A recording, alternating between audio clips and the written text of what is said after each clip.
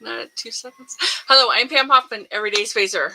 I'm Jeff Miller, 2429 Outfitters. At Everyday Spacer, we show regular folks how to personally and directly participate in space exploration, science, and astronomy. That's the wrong one. We're not having internet issues. Oh, I got the wrong one too. How'd that happen? Sorry. Scott, tell us if you can hear us. Oh, okay. Oh, great. Yeah, that's a good one. Scott says he's watching an older stream about JPL. All right, so let's adapt. This is not here. We're here Friday nights at 9 p.m. Pacific time, 11 Central time, 12 midnight Eastern time. We're broadcasting live from Thousand Oaks, California. Thank you so much for joining us. Scott says he can hear us just fine. Okay, good. Thanks, Scott. Tonight's topic is track launches worldwide. Yeah, that's good enough. Track launches worldwide. It's it's live when. Yep. Probably didn't save your. That's notepad. Okay. Okay. We'll be back in 8.3 seconds.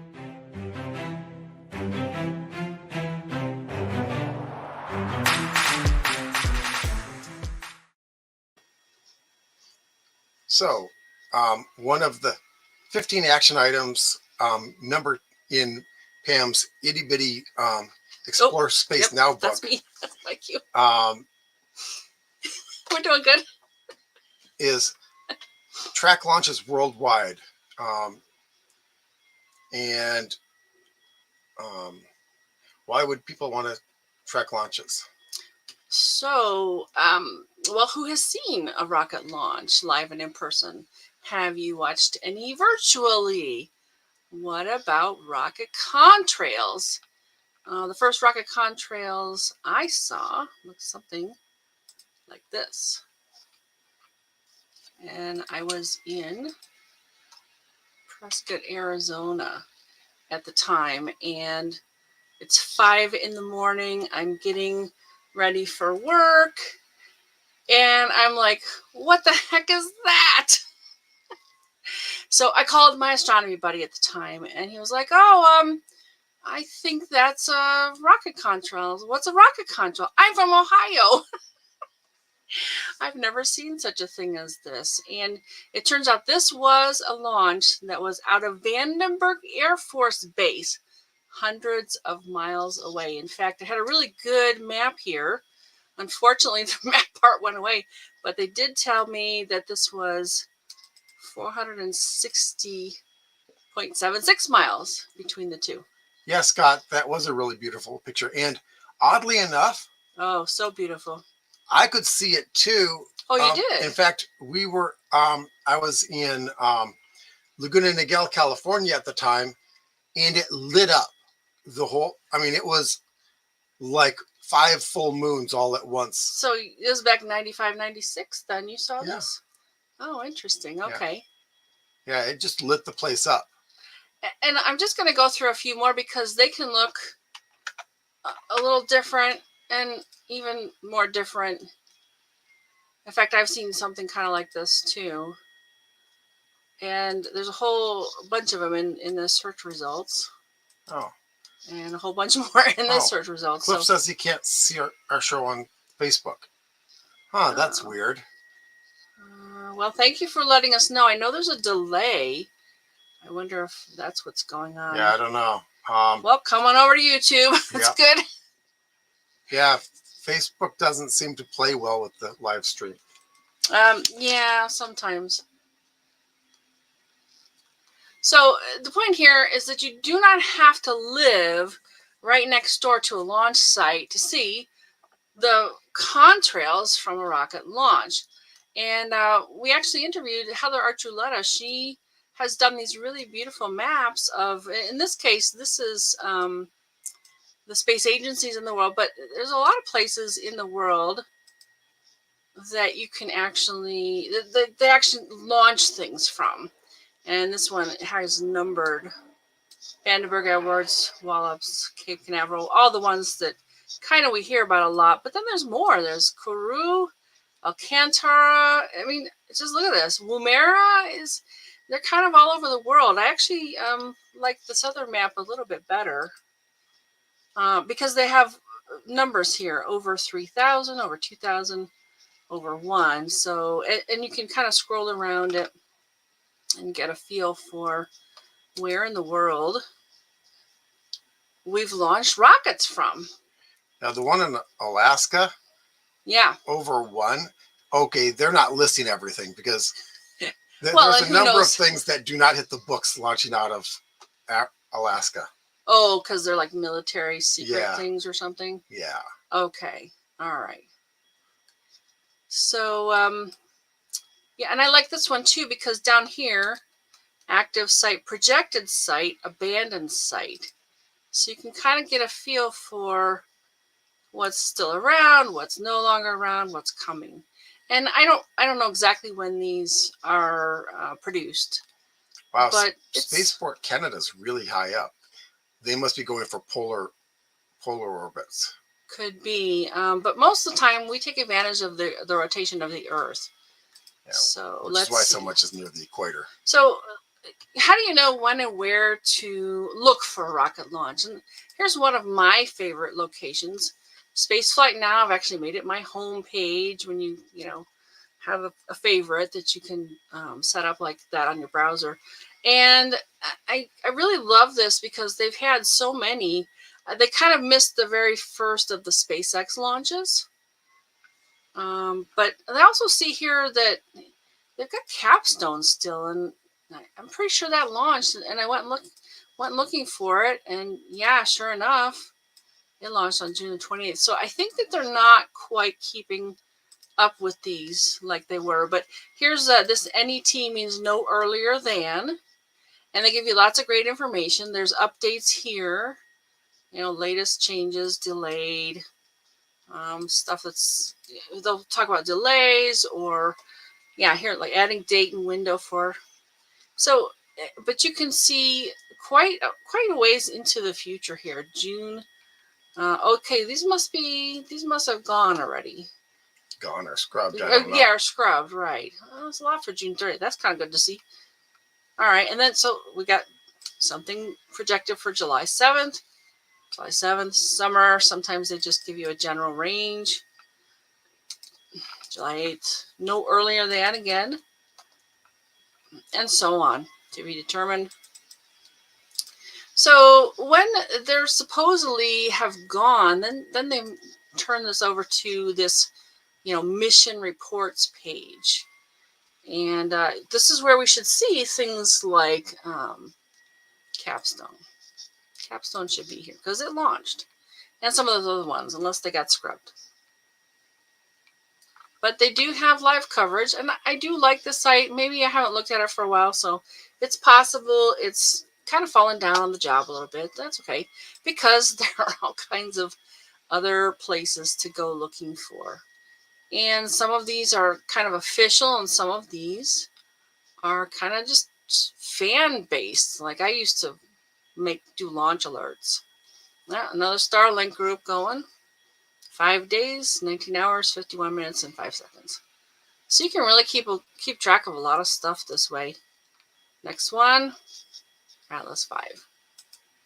And I just did a search and I found all kinds of different things here. And I really like this. So this is kind of an official one, Kennedy Space Center. We've got the NASA meatball here and the Kennedy Space Center. But then you can go and click on see all upcoming launches. And I have a feeling this is going to be from the Cape, right? Because it's the Kennedy Space Center. Okay, so see, this doesn't look like launches to me. But let's see. Astronaut appearance, events. Oh, here we go. Rocket launches. So go ahead and turn this on right here. See this in the middle, kind of? And you get your rocket launches. So this actually represents a lot of different possibilities. In fact, when it's off, it's probably kind of all the things. Mm-hmm. Yeah, they're not filtering it there. Right, yeah. So here's the way to filter it out. You toggle this little button right here. And, you can just keep finding them. And I think they'll have a little bit different take on them. They'll have a little bit different look. It's like a lot of things. Pick your favorite. Or use multiples. Yeah. Because there's probably going to be some areas where they don't overlap, and that's why you want multiples. That's why I use more than one program when I'm yanking viruses. Oh, okay. All right. And so then you can, maybe there's even newsletters. It looks like this one's a little bit outdated. And yeah. I'm just thinking that Oh. we need to see another frame with a space egg. Yeah. But it occurred to me, it's like, hey, wait a minute. I think I know who this is. I think this is someone from the local area. Mm-hmm. So, there's lots and lots of possibilities out there. This one looks like it used to be something you could subscribe to and get a newsletter. And they have a nice picture. That's really cool. So let's see where are our notes. I think we can come back to us because I'll just talk about things like when is the best time to look for these things. And, if you're nearby, you can kind of actually go and watch it, right? And if you want to see these like beautiful contrails, what you're going to look for is when it's dark in your area and the rocket contrails themselves will be lit up by the sun. So the sun has set for you, but it's still at an angle so you can actually see these contrails. And very often it's basically liquid oxygen and liquid hydrogen combined and they make water. That's why you have that rainbow effect with the beautiful kind of crystal stuff in there. It's kind of like airplane contrails. Right, yeah. And hi. Cliff is, that looks suspicious. Yeah. Well, if you think of the scale of it, it looked like it was heading down, and the Earth is down there. If we see the Earth splitting into two at some point, we know something happened there. So and I kind of want to refer back to the book because, and this is the actual book. Sometimes it's a little bit shiny. That's why I printed this thing out. That's kind of more satiny. Matte finish. If you're ever thinking of writing a book, think of some things that can help you out. And there's several ways to publish it. You'll want to consider, which ways might be more interesting or more supportive, or that will benefit you the most. Then, in this case, the spine of the book is just too narrow to have, the title of the book on the spine. And so my publisher, she says, well, it takes 3 itty bitty books to get a book that's fat enough to have the words on the spine. And so I have actually 2 sequels coming up to it, to this book, two sequels to this book. And actually built in some, shall we say, marketing.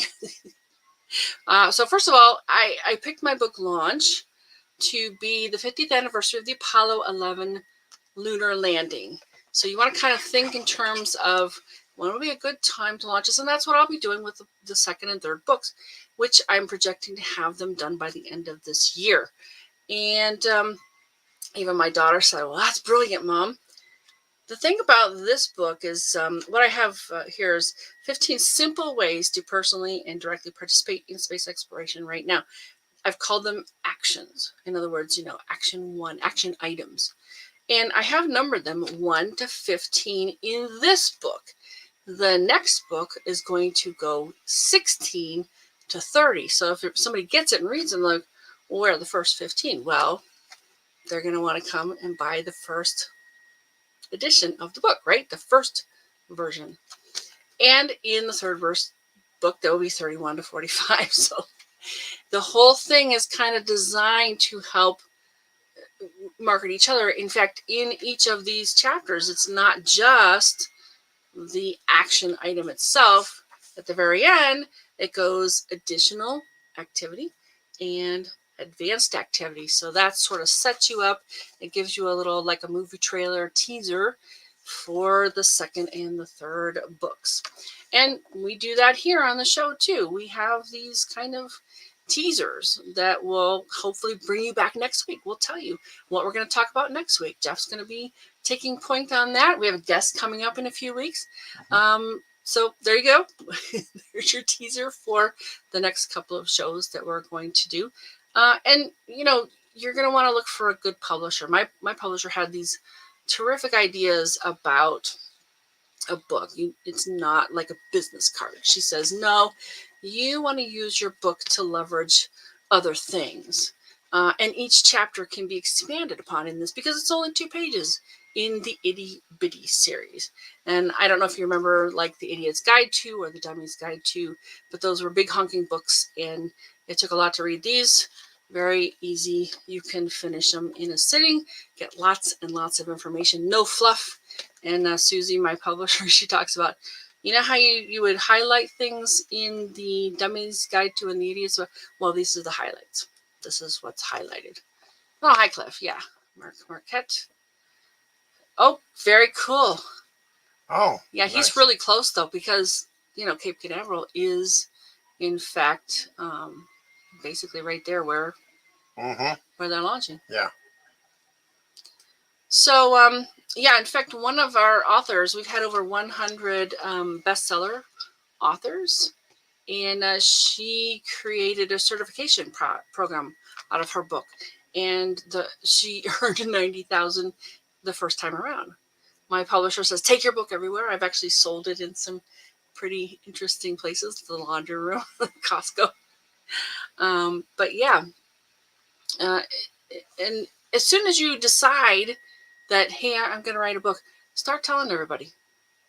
Start talking about it. Yeah, I'm writing a book. Yeah, I'm writing a book. There's a lot of things that can, you know, psychologically help you out with telling people, hey, I'm writing a book.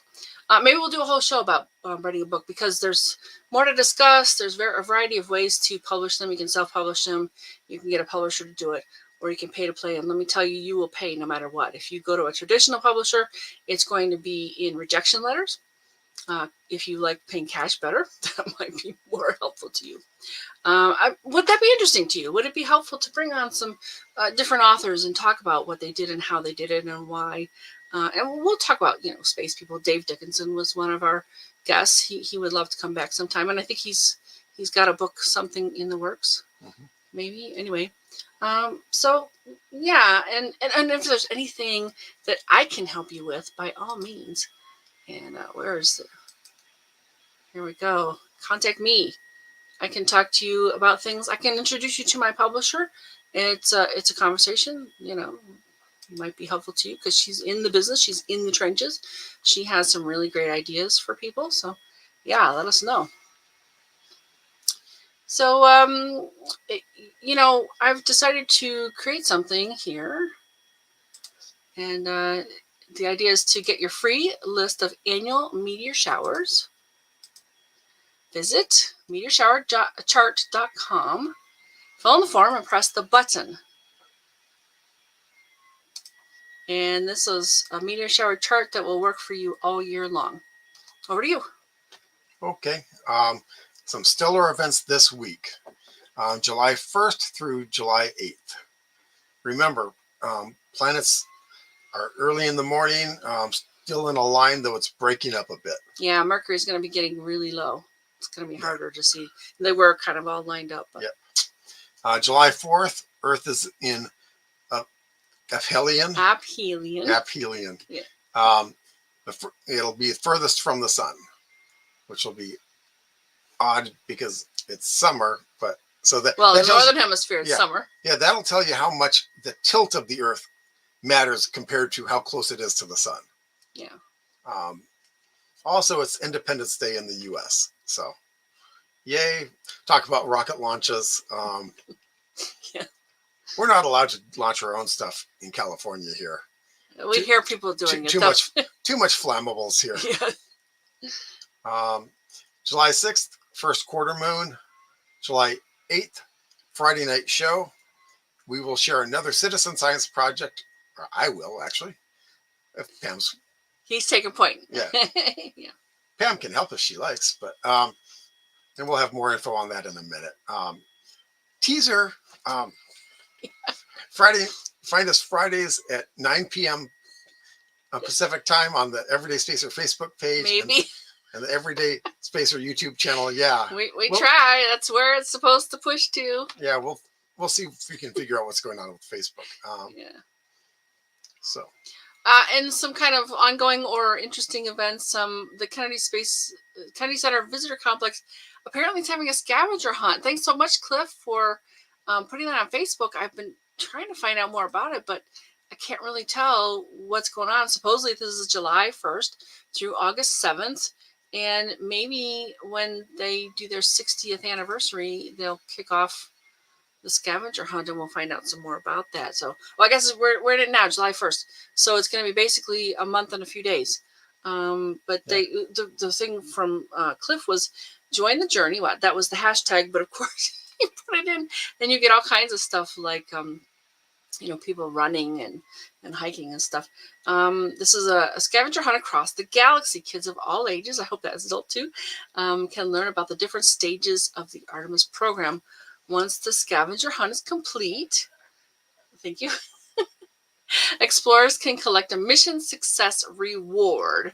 So apparently you can find out more at hashtag Kennedy Space Center and hashtag Summer of Artemis. We'll do our best to figure things out. We've got this, oh God, this is a horrible link. This 9th annual Science is Cool. That's SCIC 9. That's August 5th, 9 a.m. to 4 p.m. Pacific time. It's a virtual unconference for cool teachers. Okay. There's more. Hang on. Let's see. Oh, that's in the fall. That one's in the fall. So I think we're up to you now. Oh, do we have comments? Okay, yep. Cool. Mark runs the Astronaut and Space Museum. Oh, as well as the dose. Yes. I've seen parts of his shows. Yeah. Very cool. Thank you for reminding us. It's good. Yes. Somewhere over there. I don't know which. Yeah, I don't. Fill us in a little bit more, Cliff. That'd be awesome. Yeah. Okay. If you or someone you know has done something interesting involving space exploration, science, or astronomy, we'd love to share our live. Join us again next Friday, July 8th, for Rosetta Zoo, another Zooniverse project, where you help find changes on Comet 67P. And no, you're not just counting rocks. I don't think we're counting rocks for that one. No, but you're comparing. But come back next week and learn more. You're comparing two images that were taken at different times to see just basically what's happening to the comet. Okay.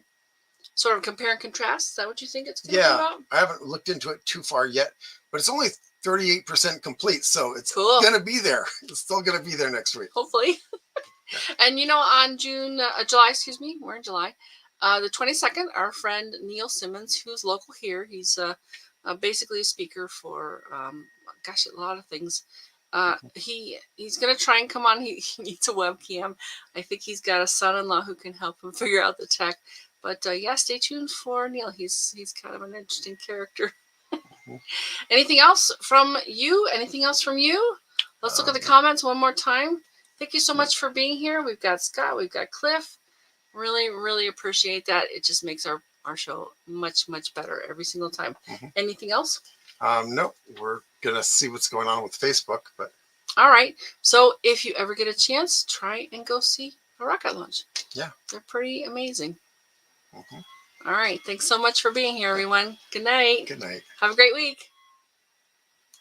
Oh, let's do this. There we go.